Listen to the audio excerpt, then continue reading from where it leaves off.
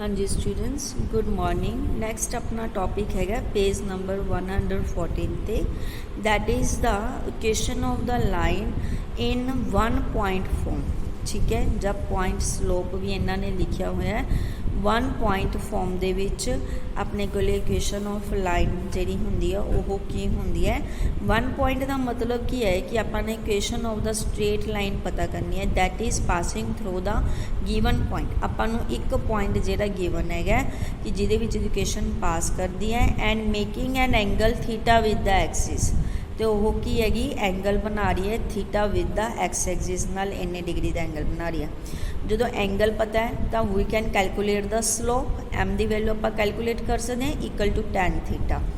तो इक्वेशन बेटा तुसी याद रखनी है 1 पॉइंट फॉर्म दे विच कि जे इक्वेशन ऑफ तुहानू 1 पॉइंट तुहानू गिवन है तो इक्वेशन ऑफ लाइन तुसी लिखोगे y minus y1 is equal to m into x minus x.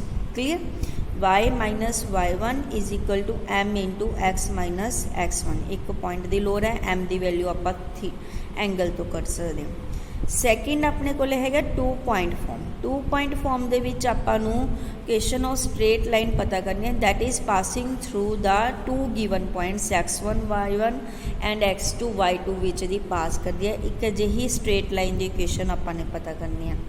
तो यदा फार्मूला जोड़ा है वो बेटा तुसी याद रखना है y माइनस y1 ये तो सेम है। देखो y माइनस y1 तो x माइनस x1 ये तो दोनों सेम है अपने को।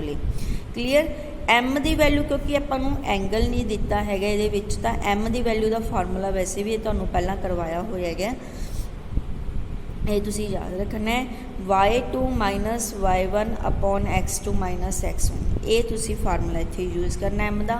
m कड्ढण वास्ते 2 पॉइंट फॉर्म दे विच y2 minus y1 upon x2 minus x1।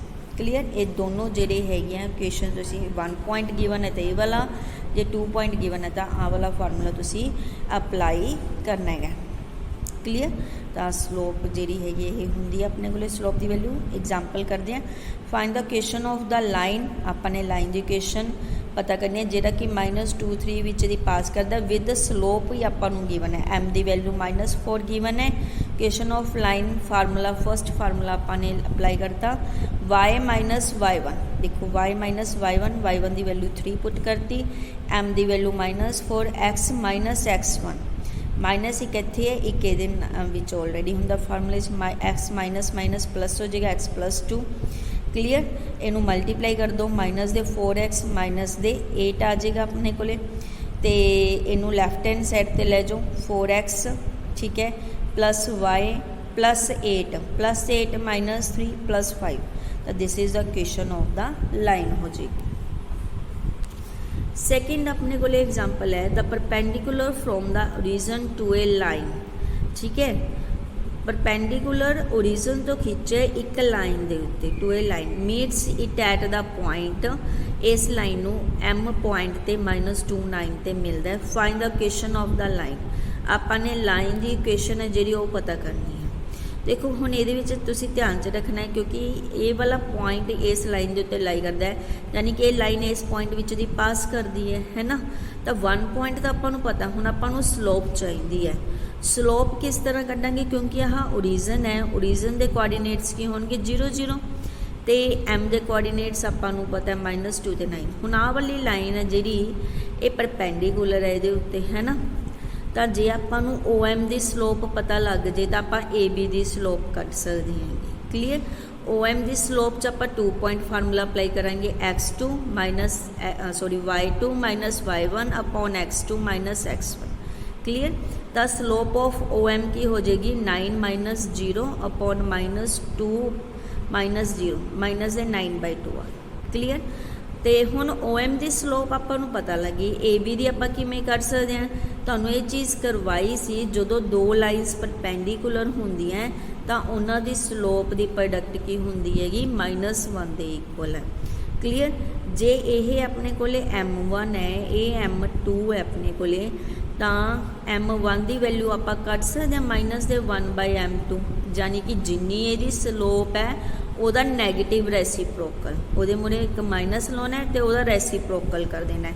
ਤਾਂ ਇਹਦਾ ਰੈਸੀਪ੍ਰੋਕਲ ਕੀ ਹੋ ਜਾਏਗਾ 2/9 ਤੇ ਨੈਗੇਟਿਵ ਨੈਗੇਟਿਵ ਪਲੱਸ ਹੋ ਜਾਏਗਾ, ਇੱਕ ਨੈਗੇਟਿਵ ਆਲਰੇਡੀ ਸੀਗਾ, ਇੱਕ ਇਹਦੇ ਵਿੱਚ ਆ ਜਾਏਗਾ। ਤਾਂ ਸਲੋਪ ਆਫ ਏ ਬੀ ਆਪਣੇ ਕੋਲੇ ਕਿੰਨੀ ਆ ਗਈ 2/9 ਆ ਗਈ।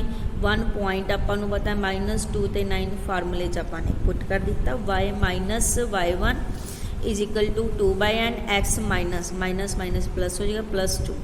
ਹੁਣ ਇਹਨੂੰ ਕ੍ਰੋਸ ਮਲਟੀਪਲਾਈ ਕਰ ਲਓ, 9 ਨੂੰ ਇੱਧਰ ਲਿਆਂਦਾ 9y ਮਾਈਨਸ 81 ਬਣ ਗਿਆ, 2 ਨਾਲ ਇੱਧਰ ਮਲਟੀਪਲਾਈ ਕਰਤਾ 2x + 4, ਇਹਨੂੰ ਰਾਈਟ ਹੈਂਡ ਸਾਈਡ ਤੇ ਲੈ ਜਾਓ। ਤਾਂ 2x ਮਾਈਨਸ ਦੇ 9y + 81 + 4 85 ਹੋ ਜਾਏਗਾ। ਕਲੀਅਰ। ਥਰਡ ਐਗਜ਼ਾਮਪਲ ਉਹ ਵੀ ਇਸੇ ਤਰੀਕੇ ਨਾਲ ਹੈਗੀ ਕਿ find the location of the line passing through.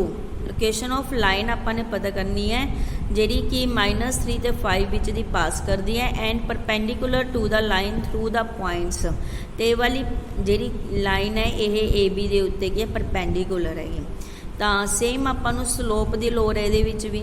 ਤਾਂ ਜੇ ਆਪਾਂ ਨੂੰ ਏ ਬੀ ਦੀ ਸਲੋਪ ਪਤਾ ਲੱਗ ਜਾਏ ਤਾਂ ਆਪਾਂ ਸੀ ਡੀ ਦੀ ਸਲੋਪ ਪਤਾ ਕਰ ਸਕਦੇ ਹਾਂ। 1 ਪੁਆਇੰਟ ਤਾਂ ਆਪਾਂ ਨੂੰ ਪਤਾ ਹੀ ਹੈਗਾ। ਏ ਬੀ ਦੀ ਸਲੋਪ ਆਪਾਂ ਕੱਢ ਸਕਦੇ ਹੈਗੇ, 2 ਪੁਆਇੰਟ ਫਾਰਮੂਲਾ ਅਪਲਾਈ ਕਰਦੇ y2 minus y1 upon x2 minus x1 है ना। 6 माइनस 5 1 -3 -2 माइनस ਦੇ 5 आ गया। ਹੁਣ ਸੀ ਡੀ ਦੀ ਸਲੋਪ ਕੀ ਹੋ ਜਾਏਗੀ, ਦੋਨਾਂ ਦੀ ਪ੍ਰੋਡਕਟ -1 ਹੈ ਤਾਂ m2 is equal to -1 upon m। ਇਹਦਾ ਰੈਸੀਪ੍ਰੋਕਲ ਕਰ ਦੋ, ਨੈਗੇਟਿਵ ਮਾਈਨਸ ਮਾਈਨਸ ਪਲੱਸ ਹੋ ਜਾਏਗਾ, ਰੈਸੀਪ੍ਰੋਕਲ ਹੋਣਗੇ 5। ਤਾਂ ਸਲੋਪ ਆਫ ਸੀ ਡੀ 5 ਆ ਗਈ। ਆਪਾਂ ਨੇ 1 ਪੁਆਇੰਟ ਫਾਰਮੂਲਾ ਅਪਲਾਈ ਕਰਕੇ ਜਿਹੜੀ ਇਕੁਏਸ਼ਨ ਆਫ ਲਾਈਨ ਪਤਾ। Fourth example find the location of the right bisector of the line segment joining the points। Equation of ਆਪਾਂ ਨੇ ਕੀ ਕਰਨੀ ਹੈ राइट बाइसेक्टर ਦੀ इक्वेशन पता करनी है of the line segment joining the points। ਇਹਨਾਂ ਦੋਨੋਂ ਪੁਆਇੰਟਸ ਨੂੰ ਜੁਆਇਨ ਕਰਕੇ ਜਿਹੜੀ ਬੰਦੇ ਦੇਖੋ राइट बाइसेक्टर है। बाइसेक्टर ਦਾ ਮਤਲਬ ਕੀ ਹੁੰਦਾ ਹੈਗਾ ਮਿਡ ਦੇ ਵਿੱਚ ਜਿਹੜੀ ਆ ਲਾਈਨ ਹੈ ਇਹਨੂੰ ਮਿਡ ਪੁਆਇੰਟ ਦੇ ਵਿੱਚ ਜਿਹੜੀ ਇਹ ਜੁਆਇਨ ਕਰਦੀ ਹੈ। ਤਾਂ डी ਕੀ ਹੋ ਜਾਏਗਾ ਇਹਦਾ ਮਿਡ ਪੁਆਇੰਟ ਹੋ ਜਾਏਗਾ AB ਦਾ। ਜੇ ए बी ਦਾ डी ਕੀ ਹੈ ਮਿਡ ਪੁਆਇੰਟ ਹੈ ਤਾਂ ਆਪਾਂ डी ਦੇ ਕੋਆਰਡੀਨੇਟਸ ਕਰ ਸਕਦੇ ਹਾਂ ਨਾ ਮਿਡ ਪੁਆਇੰਟ ਫਾਰਮੂਲਾ ਅਪਲਾਈ ਕਰਕੇ x1 + x2 अपॉन 2 3/2 ਹੋ ਜਾਏਗਾ ਆਪਣੇ ਕੋਲੇ ਤੇ 1 + 3 अपॉन 2 4/2 दैट इज 2। ਤਾਂ डी ਦੇ ਕੋਆਰਡੀਨੇਟਸ ਆਪਣੇ ਕੋਲੇ ਆ ਗਏ। ਤਾਂ ਸਲੋਪ ਆਫ ए बी ਵੀ ਕਰ ਸਕਦੇ ਹਾਂ y2 - y1 upon x2 - x1। ठीक है 3 - 1 2 - 1 2 आ गई ਇਹਦੀ ਵੈਲਿਊ। ਕਲੀਅਰ। ਤਾਂ ਸਲੋਪ ਆਫ ਸੀ ਡੀ ਕੀ ਹੋ ਜਾਏਗਾ ਇਹਦਾ ਨੈਗੇਟਿਵ ਰੈਸੀਪ੍ਰੋਕਲ ਮੂਰੇ ਮਾਈਨਸ ਤੇ ਇਹਦਾ ਰੈਸੀਪ੍ਰੋਕਲ 1/2। ਓਕੇ। ਹੁਣ ਸੀ ਡੀ ਦੀ ਆਪਾਂ ਨੂੰ ਸਲੋਪ ਵੀ ਪਤਾ ਇੱਕ ਪੁਆਇੰਟ ਵੀ ਪਤਾ 1 ਪੁਆਇੰਟ ਫਾਰਮੂਲਾ ਅਪਲਾਈ ਕਰ ਦੋ। Clear. Right the location of the line through points. ਹੁਣ ਆਪਾਂ ਨੂੰ 2 ਪੁਆਇੰਟਸ ਗਿਵਨ ਹੈ 2 ਪੁਆਇੰਟ ਫਾਰਮੂਲਾ ਅਪਲਾਈ ਕਰਕੇ ਆਪਾਂ ਲੋਕੇਸ਼ਨ ਆਫ ਲਾਈਨ ਪਤਾ ਕਰ ਸਕਦੇ ਹਾਂ y minus y1 is equal to y2 minus y1 upon x2 minus. Clear. ਸਾਰੀਆਂ ਵੈਲਿਊਜ਼ ਆਪਾਂ ਨੂੰ ਪਤਾ ਆ ਆਪਣਾ ਕੀ ਹੈ x1 y1 ਹੈ, दिस इज x2 y2। ठीक है सारिया वैल्यूज़ ये पुट कर दो अपने को लोकेशन ऑफ लाइन आ जाएगी। 6th find the location of the sides of a triangle containing sides with versus also find the area of the triangle. ठीक है आपने की करना है कोई ट्रायंगल है, देखो दिस इज द ट्रायंगल, अपन कोई ट्रायंगल है वो जेडे है आह वर्सेस है ਇਹ ਆਪਾਂ ਨੂੰ ਗਿਵਨ ਹੈ। ਦ location of the sides of the triangle ਇਹਨਾਂ ਦੀ ਲੋਕੇਸ਼ਨ ਪਤਾ ਕਰਨੀ ਹੈ A B A C B C.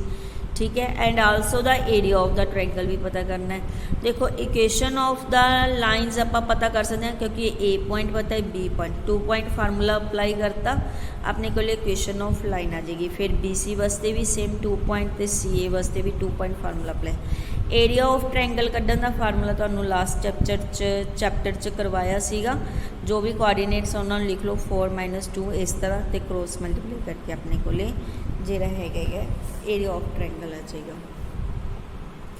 Find the location of the straight line through दोनों पॉइंट्स गिवन है तो 2 पॉइंट फार्मूला अप्लाई करके आपने जो है लोकेशन ऑफ लाइन कर लिया।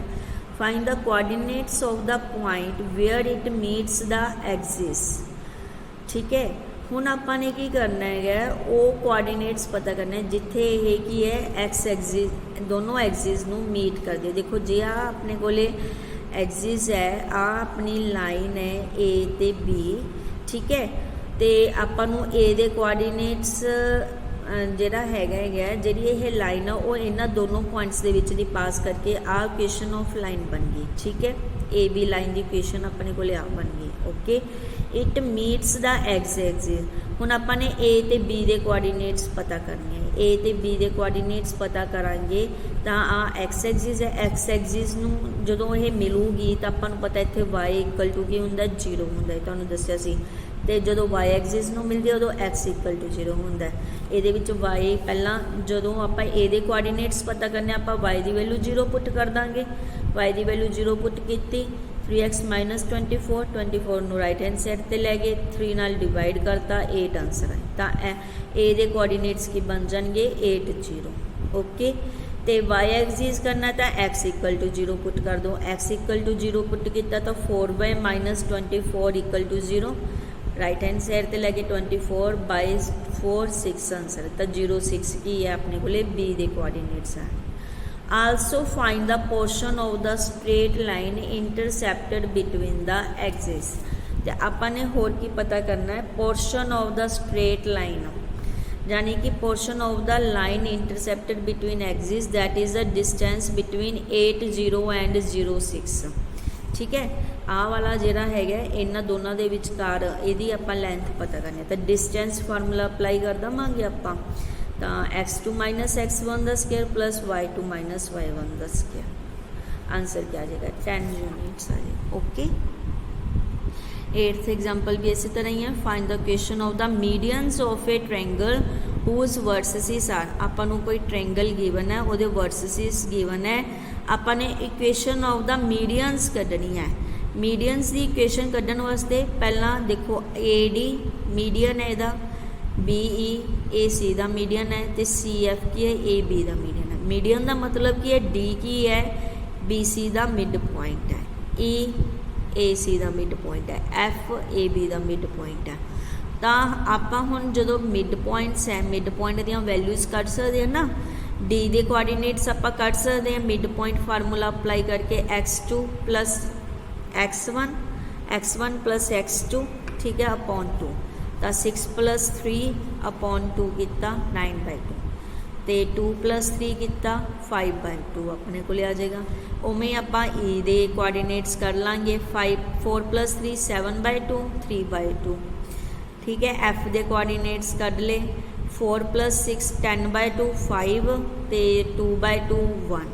तो एफ दे कोआर्डीनेट हुण DE F दे कोआर्डीनेट्स अपन पता लग गए।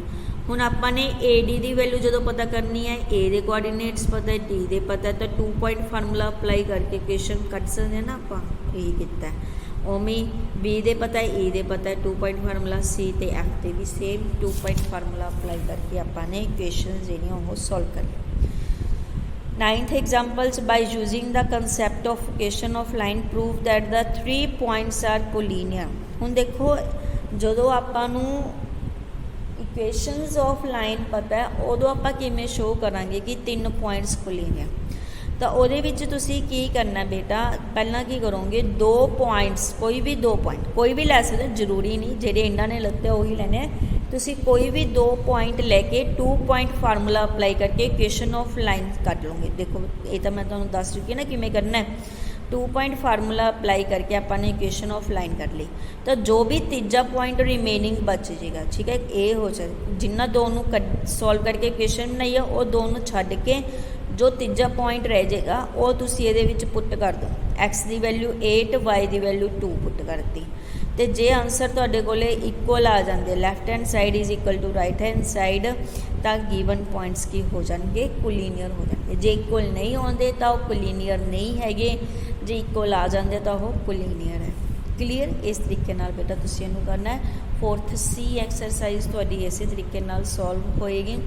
सम्स नूं जरूर सॉल्व करके देखो ताकि तुहानूं समझ आ सकन। कल्ले पढ़न नाल तुहानूं ईजी लगणगे, बट सॉल्व करके जरूर देखो। थैंक यू बेटा।